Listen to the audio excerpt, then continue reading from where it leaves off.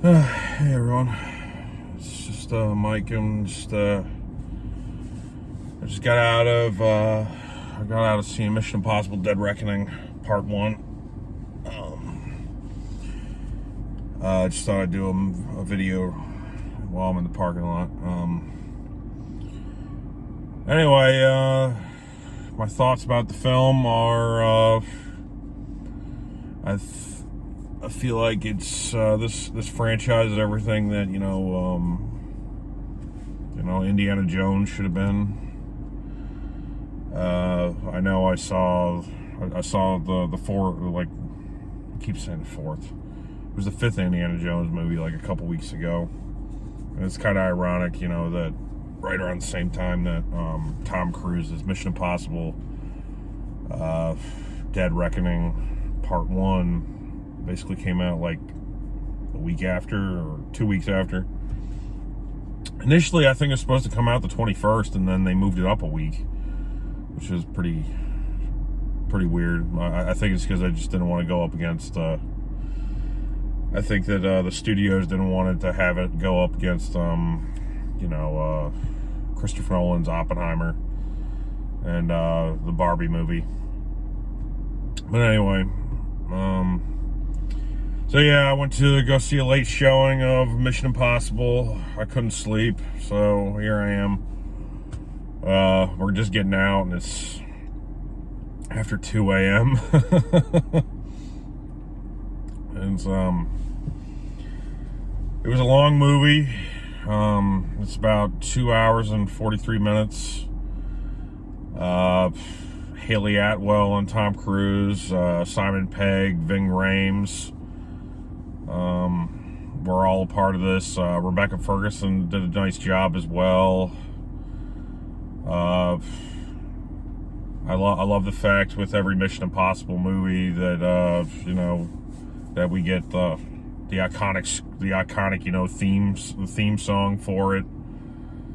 That was one of the things that I really like about Mission Impossible instead of what the James Bond movies did, where they change up the theme song for every movie. There's like one concise theme song, and it's iconic. So anyway, my review about the movie is quite frankly, I just basically told you earlier that I feel like these films are everything that Indiana Jones should have been. We're on like the seventh film of this certain franchise. To be honest with you, I mean, this is the first one I've seen since Mission Impossible 3. I really haven't seen any of them since Mission Impossible 3. I don't know. I guess I let the politics of Tom Cruise get in the way of me actually going out to go see them over the years. But I've just noticed over the last couple of years anyway. I mean, we're probably going to look back at this time and say Tom Cruise probably helped save the film industry, or at least like movie theaters anyway. Because we went through the pandemic, and then after the pandemic happened, that like Top Gun Maverick came out, and Top Gun Maverick was in like theaters for like 6 or 7 months last year, from like May until I have no idea. I mean, it just seemed like it was in theaters forever, and at that time, nothing was really like coming out and staying in theaters, and nobody was going to the theaters. And all of a sudden, like Top Gun Maverick comes out, and I'm hearing people, going back like 3 or 4 or 5 times. And I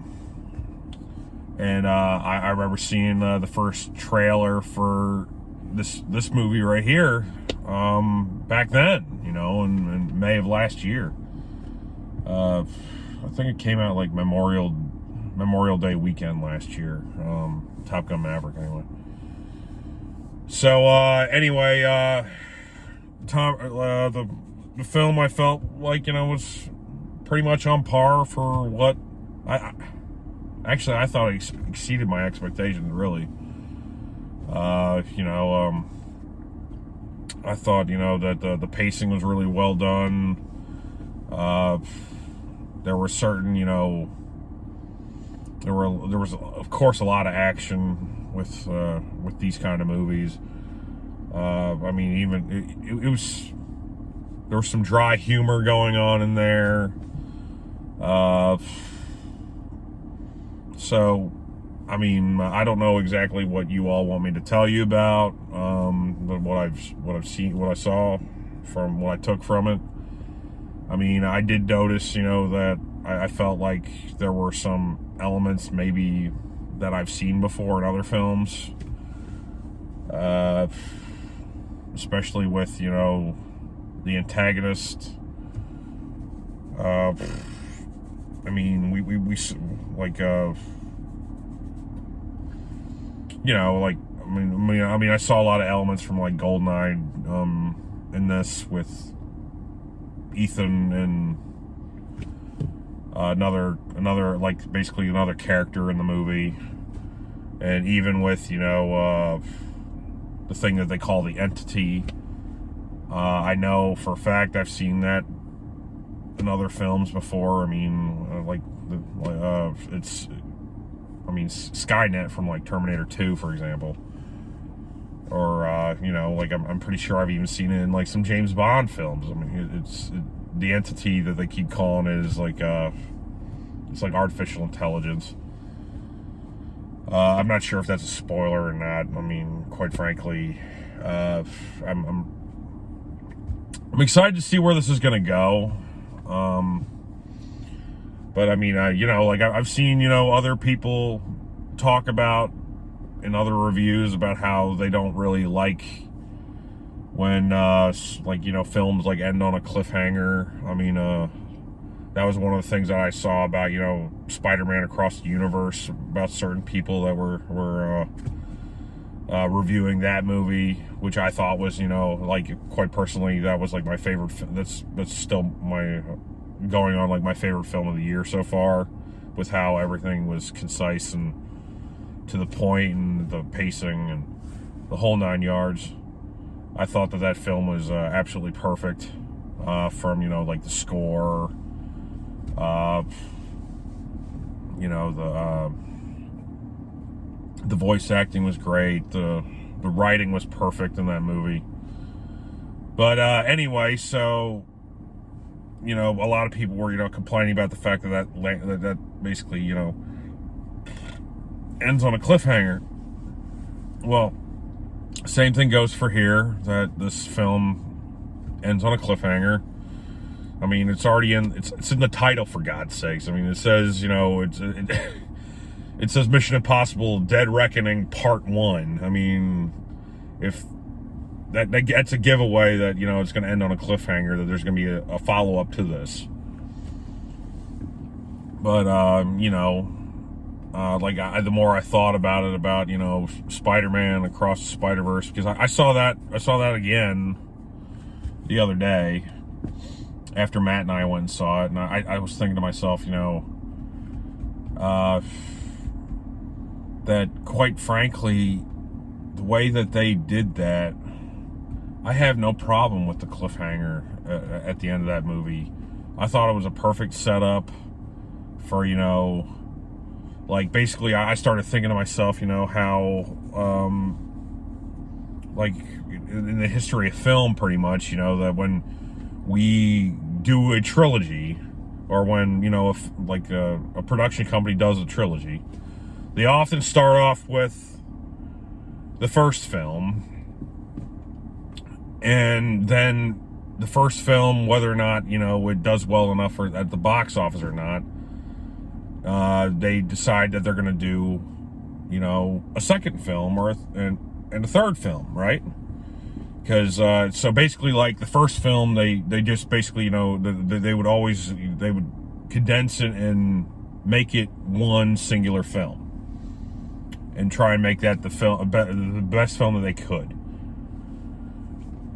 So like, I started thinking to myself about, like, for example, you know, like the Star Wars trilogy. So A New Hope, they did A New Hope, And that was, like they basically made that as like a singular film. And then all of a sudden, like when they decided that they were going to do more films, and they did Empire. I mean, Empire didn't end like it was a total wrap up. They also ended on a cliffhanger. And not only that, but that like a Spider-Man Across the Spider-Verse, Across the Spider-Verse. The way that they did that was, that they basically built up from what they did from the first one, but they put more character development into our heroes, and it was a darker film. And they put more emphasis on the story arc of our heroes, and it was darker. And they faced all kinds of problems and issues that went along a way through the film. Adversaries. That's the word I was looking for. And so, and then basically, like at the end of it, at the end of Empire, there was no concise finish. I mean, Luke had his arm cut off. Han was in carbonite, and Leia was left without her, she was left without the love of her life. And so, and Han was taken away to be, one of Jabba's, decorations in his cave, pretty much, And so basically the same thing was going on with, with the new Spider-Man movie. So I felt like, after I went and I saw it again, and I was thinking to myself after Matt and I saw it, that quite frankly, that the writers and director, they were taking like notes, cliff notes of what a good trilogy entails. And so, like, basically, like, they were looking at history and they were like, oh, okay, well, here, like, for example, when the Star Wars trilogy came out, the original one, this is what they did, and they basically were hitting the same notes. And so that's basically what they were doing there on the second one. So I wouldn't be surprised if the third one we see basically like the same thing, that they're basically hitting the same notes that happened with for example, like the original Star Wars trilogy. I'm not saying that they're going to basically, do the same thing, with that like Return of the Jedi did, because quite frankly, if you go back and look at it, Lucas really disliked how Return of the Jedi came out. That's the reason why that was the reason why that one was like so edited, because him and the director didn't see eye to eye, and he thought that he could control the guy. And so when the special editions came out, that was the one that got heavily edited more than the others. So anyway, I know I just trailed off, and I started going off on a tangent about that. I mean, this was really a review that was supposed to be about the new Mission Impossible movie. In a way, they sort of tie together, because they, just like I said, they're both like this one and both Spider-Man Across the Spider-Verse, they both end on cliffhangers, and I'm excited to see where they both go.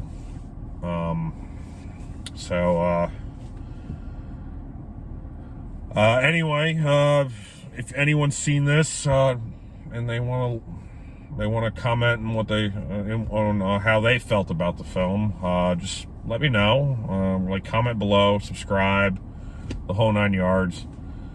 I really enjoy going out to these things and checking them out for everybody, and giving my insight about them, and a little bit of what goes through my mind when I see these kinds of films, or film in general.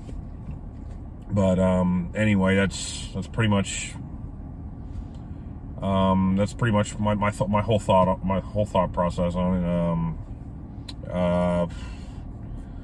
I would give this film, to me, I thought, I think it's like an A. I think it's an A. I think it's definitely worth going to see in theaters. Definitely on the biggest screen that you can go see. But if not, I mean, it's definitely worth, streaming when it comes out on streaming or whatever. I mean, I almost said renting, but there is no such thing as renting anymore. There are no Blockbusters or Hollywood Video anymore. Anyway, those are my thoughts about the film. I thought it was really well done. Tom Cruise did a nice job again. I know he said that he wants to do these kinds of films until he's like in his 80s or something like that, and who knows, maybe he will. I know that, when Indiana Jones 4 came out, that Tom Cruise is only like 4 years younger than when Harrison Ford did, Kingdom of the Crystal Skull. And we all know, that Harrison looked like he was way more up there during that film. And yet he still came back to do Indiana Jones 5 when he was 80. So don't put it past Tom to try, do something like that.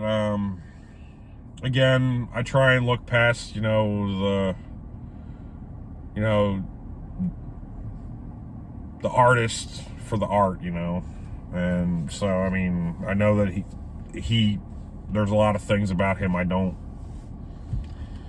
do not share the same similarities with, but that doesn't mean I can't enjoy the man's artwork, and appreciate it for what it is either, because I mean, quite frankly, I'm like I've talked about before, I appreciate history, and so when I look back at things, I know for a fact, in the 90s when the baseball strike happened, in the 94 season, there was a strike season during the 94 season, that when baseball came back, that it was severely hurt, and it was on the verge of going under, and Cal Ripken and the streak, the Lou Gehrig's consecutive game streak was going on. And so when it came back in 1995 that Cal Ripken broke that record, that he helped, salvage baseball from, going under. And so, I feel like the same thing is going on here with, Tom Cruise and the film industry, or for theaters, for example, because I know that they were, scrounging to try and get by while the whole pandemic happened from 2020 and onward. Because I mean, they were so desperate in trying to release films and get people into the theater, that they were releasing quite frankly really bad, low budget, bottom of the barrel films in the theaters to try and get people just to come out. I mean, the theater I'm at right now, they have 24 auditoriums here. This theater was built in 2001.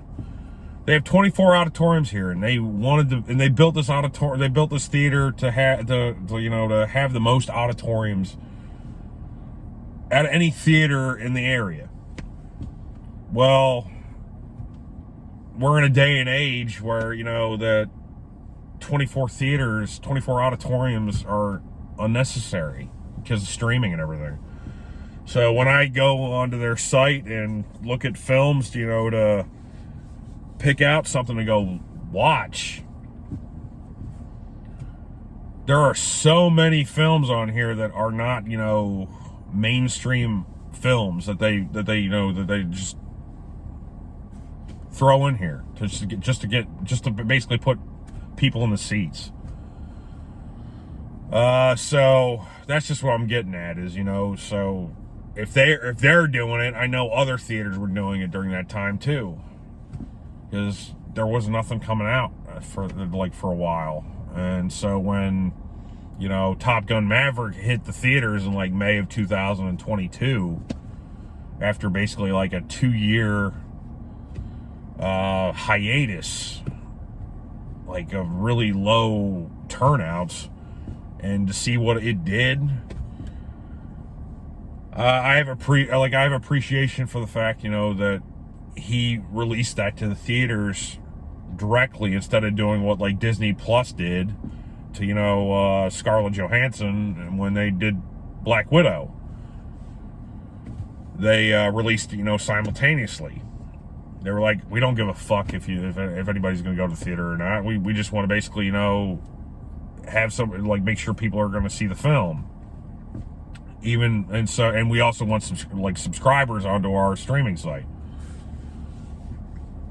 So they didn't care. I mean, they don't care about the theater, like the health of the theater.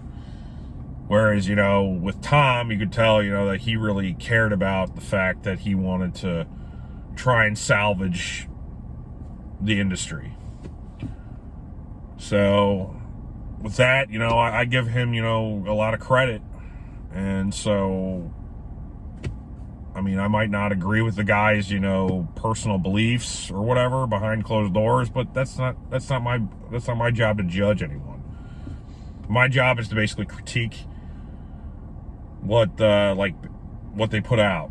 And I felt like the last 2 movies that he's done, Top Gun Maverick was a great legacy film, and I felt like he did it justice. And this one right here, Mission Impossible Part 7 or Dead Reckoning Part 1, whatever you want to call it, I felt like it was a fantastic film. It was everything I was hoping it to be, on like a great spy / espionage action film, whatever. So I think that everybody, maybe not everybody, but I mean, if these are your kinds of films, I suggest, see it in the theater. It's there's nothing like it. Quite frankly, I think, to me, I'd rather see anything, like everything in the theater over, at home. At home,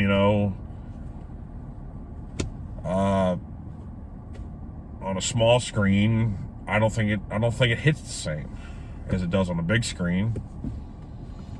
Like, I mean, for example, I've seen a lot of classic movies that were before my time that were released later, or like re-released later on the big screen. And it was amazing what the difference was between like night and day between the films. Like, I mean, I thought that there was nothing that it could offer, but I know for a fact, like when I came out here and saw The Thing last year for its 40th anniversary, when they re-released it in theaters, that I didn't realize like how funny it was. Like, I mean, John Carpenter, like when you see it on the small screen, it like you don't pick up on the comedic cues that Carpenter basically put in the film on a larger release. And then when you go and see it on a larger release, it just hit different notes for me than when I saw it like repeatedly at home. So I think every movie should be seen on the big screen over the streaming services. And this is the reason why I'm saying this. Even when I saw Ghostbusters, like, I mean, I saw Ghostbusters when it was re-released like years ago too. I did not realize how funny that movie was with the comedic cues and everything until I saw it on the big screen too. So, anyway, I'm rambling now. It was a pleasure getting to see this movie. It is almost 3 o'clock in the morning. I got to get home. Got to get ready for work tomorrow. But anyway, thanks for joining me. Hope you enjoyed the review. Hit a like, hit a subscribe, hit a notification button. Let me know what you think about these reviews, or comment on what you think about Mission Impossible or whatever. I look forward to seeing you next time. Thanks. Bye-bye.